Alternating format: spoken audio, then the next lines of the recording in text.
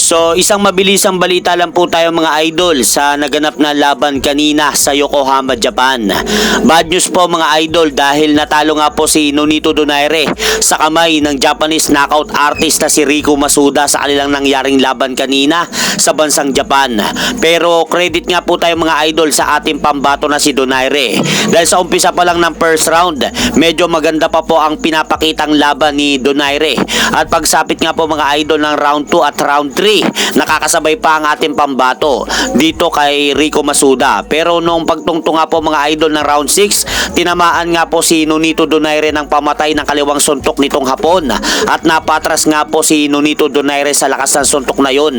At may pagkakataon pa nga pong nagsisigawan ang mga kababayan ni Rico Masuda dahil ang akala nila mga idol sa round na yan tatapusin na ng kanilang pambato ang ating pambato na si Nonito Donaire. Pero maski ako mga idol nagulat nang gumante si Nonito Donaire ng pamoso nitong signature lepok na tumama sa muka ni Rico Masuda upang manginig nga po ang dalawang tuhod dito sa laban dahil sa lakas ng suntok ni Nonito Donaire.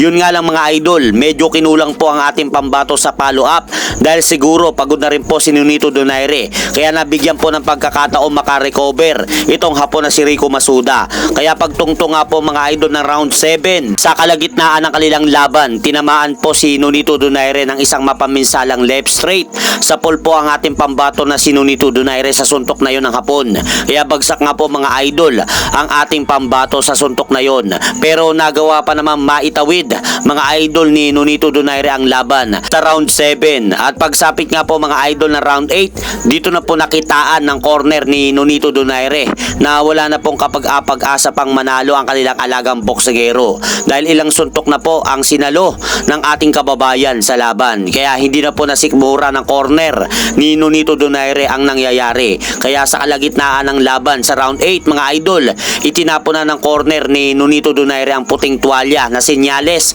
na ihinto na ang kanilang laban. Kaya dahil po dyan, nakuha nga po ni Rico Masuda ang panalo kanina sa bansang Japan via 8 round technical knockout at napanalunan din po nito ang bakanting WBA World Bantamweight Eliminator. Kaya si Rico Masuda na po mga idol ang posibleng makalaban ni WBA World Bantamweight Champion Seiya Tatsumi. At dahil po sa panalo na yan mga idol ni Rico Masuda, umabanti na po ang kartada nito sa 10 panalo at 1 talo lamang at siyan po dito ay natapos via knockout. Habang ito naman po ang ika-10 talo ni Nonito Donaire mga idol sa kanyang buong professional boxing career.